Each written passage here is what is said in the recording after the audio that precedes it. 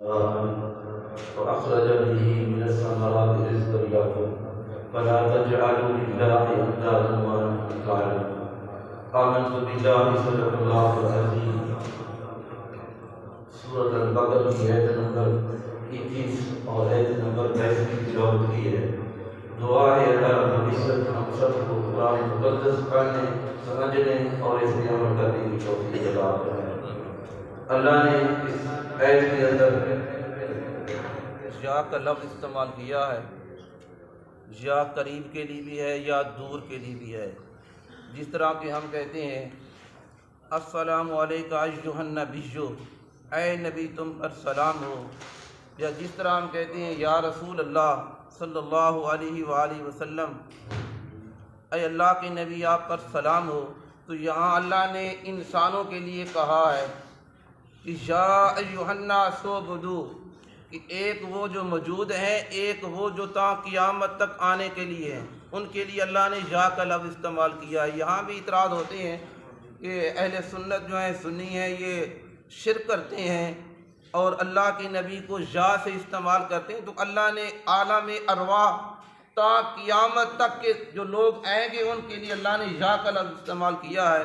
یا ایھا الناس اعبدوا، اے لوگو اللہ کی عبادت کرو. اس سے جو ایماندار ہیں وہ بھی مراد ہیں، اس سے جو کافر ہیں وہ بھی مراد ہیں قیامت تک کے لیے. کافروں کو حکم اس بات کا ہے کہ تم ایمان لے کر پھر اطاعت الہی کے اندر اپنی زندگی گزارو، اور ایمان والوں سے یہ ہے کہ ایمان لا چکے ہو تو اطاعت الہی کے مطابق تمہارا ہر عمل، ہر فعل، ہر کام رب کی رضا کے لیے ہونا چاہیے. اپنی مرضی نہیں کرنی چاہیے. اور جس نے اپنی مرضی کی ہے، فرمایا کہ کیا تم نے اللہ کے احکام کی پیروی کر کے تم راضی کر لو گے؟ پیچھے اللہ پاک نے منافقین کا ذکر فرمایا.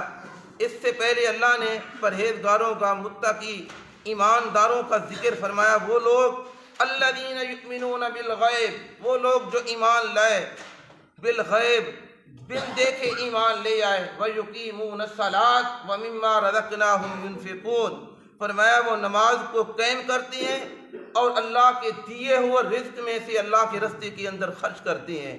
تو یہ غیب ان ایمان والوں کی نشانیاں بتائیں. اس کے بعد اللہ نے منافقین کا ذکر فرمایا.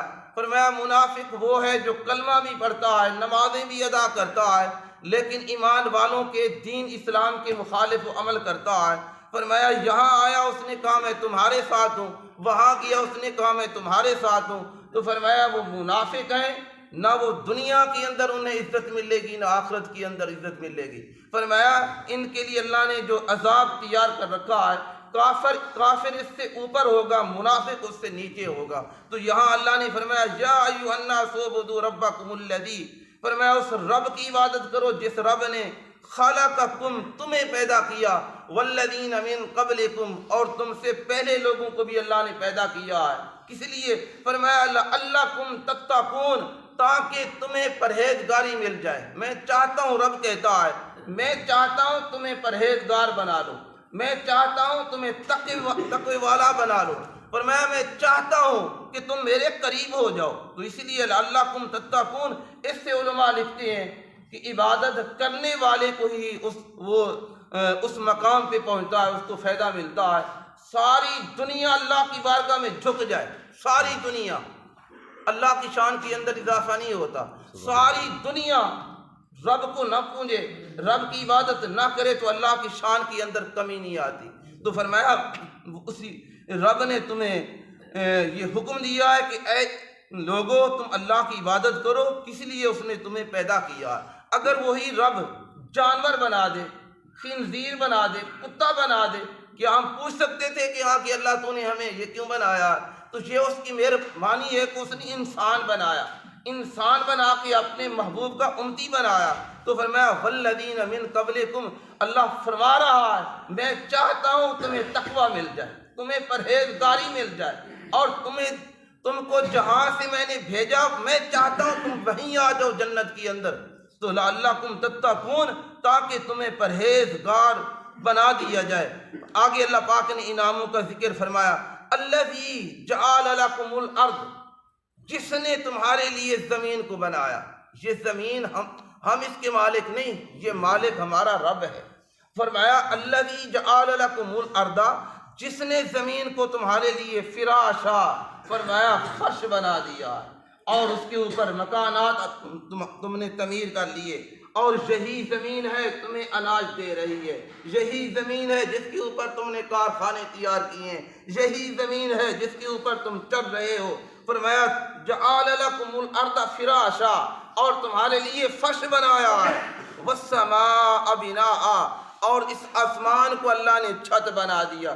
ایک چھت ہمارے مکانوں کی ہے، ایک چھت اللہ نے جو نیلی چھت کہتے ہیں وہ آسمان وہ اللہ نے بنایا ہے. تو یہاں ہم مجبور ہیں اس چھت کی عمارت کے لیے، اس کے نیچے پلر دینے کے لیے تاکہ یہ مضبوطی پکڑ لے.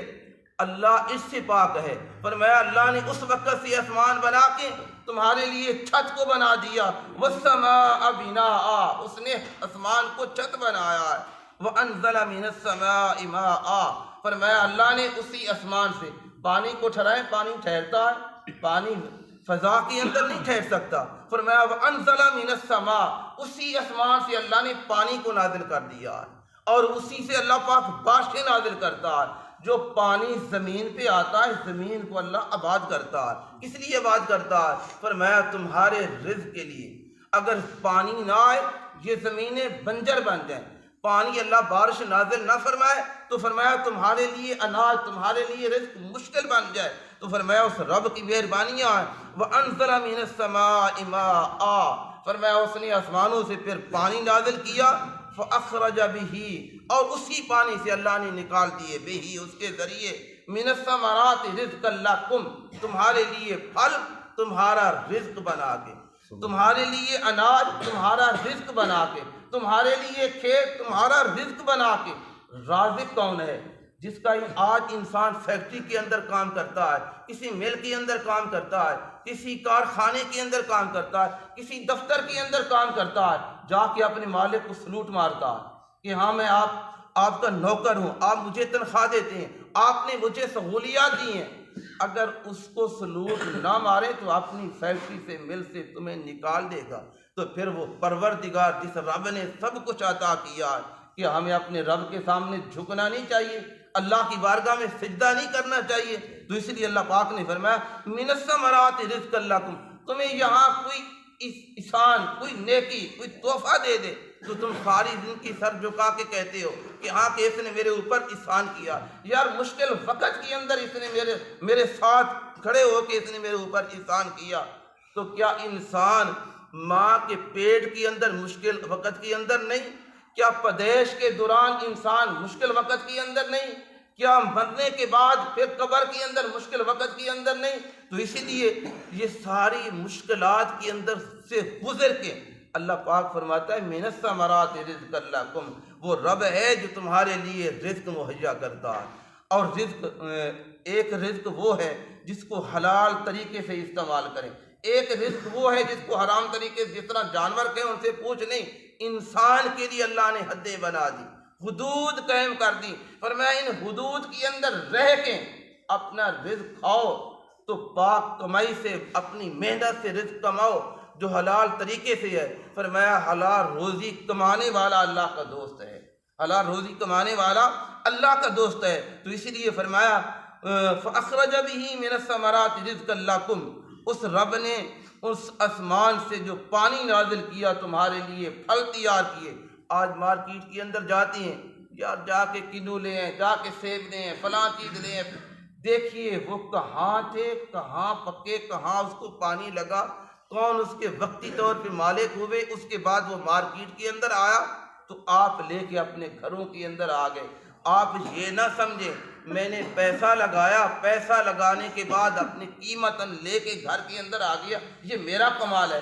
اگر اس پھل کو اللہ پیدا ہی نہ کرے تو کہاں سے لے کے آئیں گے؟ تو اس لیے اللہ پاک نے فرمایا تمہارے لیے اللہ نے رزق بنایا ہے. فلا تجعلوا للہ اندادا، بس اب اللہ کے برابر کسی اور کو نہ ٹھہراؤ، اللہ کا شریک نہ بناؤ. اور اللہ وحدہ لا شریک ہے، اللہ اکیلا ہے، نہ اس کا باپ ہے، نہ اس کی ماں ہے، نہ اس کی بیوی ہے، نہ اس کا بیٹا ہے. جس کے لیے سورۃ اخلاص اس بات کی گواہی دیتی ہے 1,24,000 انبیاء کی تبلیغ کا یہی مفہوم، یہی دلیل ہے، لا الہ الا اللہ محمد رسول اللہ، لا الہ الا اللہ آدم صفیہ اللہ، لا الہ الا اللہ ابراہیم خلیل اللہ، کہ اللہ وحدہ لا شریک ہے۔ تو اللہ پاک کیا فرما رہا ہے؟ یہ سب کچھ دینے کے بعد، یہ ساری عمارتیں دینے کے بعد، زمین کو تمہارے لیے فرش بنانے کے بعد، تمہیں رزق دینے کے بعد کیا کہا؟ اللہ کے برابر کسی کو شریک نہ بناؤ، میں وحدہ لا شریک ہوں۔ فرمایا اندادوں وانتم تعلمون، حالانکہ تم جانتے بھی ہو اور تم عقل بھی رکھتے ہو کہ اللہ کے برابر کوئی نہیں، اللہ وحدہ لا شریک ہے۔ آج ایک دو بھائی ہیں، ایک پلاٹ ہے، اس کے اوپر لڑ رہے ہیں کہ یہ پلاٹ اتنا حصہ میرا ہے، اتنا حصہ میرا ہے، وہ شریک ہیں۔ اگر اللہ کے ساتھ کوئی اور شریک ہوتا، کوئی دوسرا خدا ہوتا، وہ کہتا کہ میں نے سورج کو مشرق سے نکالنا ہے، ایک کہتا میں نے مغرب سے نکالنا ہے، ایک کہتا میں نے اتنے وقت کے اندر اس کو اتارنا ہے، دوسرا کہتا میں اتنے وقت کے اندر، تو یہ نظام نہ چل سکتا۔ تو اس لیے اللہ رب العزت کی بارگاہ میں ہمیں شکر بھی ادا کرنا چاہیے کہ اللہ نے ہمیں انسان بنایا ہے، اور جس وقت انسان رب کی بارگاہ میں جھکتا ہے، تو جس وقت فرشتوں نے اعتراض کیا تھا کہ یا اللہ یا خلیفہ بنا رہا ہے اور یہ خلیفہ جا کے دنیا کے اندر خون ریزیاں فتنہ فساد پھیلائے گا، تو فرمایا اے میرے فرشتو انی اعلم ما لا تعلمون، جو میں جان رہا ہوں تم نہیں جانتے۔ جس وقت اس کے پاس یہ نفس بھی ہے، یہ خواہش بھی ہے، دروازے پہ سوالی آیا ہے، اپنی پرواہ نہیں کی، اس کو اٹھا کے دے دیا۔ فرمایا اس کو دیکھیں جو اللہ کی بارگاہ میں گڑ گڑا کے اللہ کی بارگاہ میں عبادت کر رہے ہیں۔ اچھا یہ بھی نہ سمجھے صرف عبادت نماز ہے کہ ہم نماز کے اندر آئے اور یہی عبادت ہے، اس کے علاوہ عبادت نہیں۔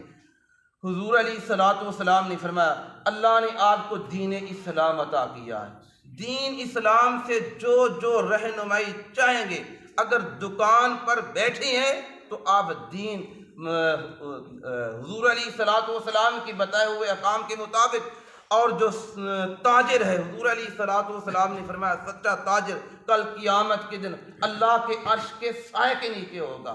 اور کوئی انسان یہ نہ سمجھے میں دکان پہ بیٹھا ہوں، میں تو فضول بیٹھا ہوں، اگر اس کو عبادت سمجھ کے کر رہے ہیں، آپ کا وہ عمل بھی عبادت کے اندر ہے۔ اگر کوئی سکول اور عربی کا ٹیچر ہے، پڑھا رہا ہے، تو حضور علیہ الصلوۃ والسلام نے نہیں پڑھایا، صفحہ کو دیکھیں، حضور علیہ الصلوۃ والسلام کی بارگاہ میں صحابہ پڑھ رہے ہیں، اور اسی طرح کوئی سپہ سالار ہے تو فرمایا یا حضور علیہ الصلوۃ والسلام نے سپہ سالاری نہیں کی، تو اسی لیے حضور علیہ الصلوۃ والسلام نے فرمایا مسلمان کا ایک ایک عمل اطاعت الہی کے اندر گزر رہا ہے، اگر وہ گزارنا چاہے۔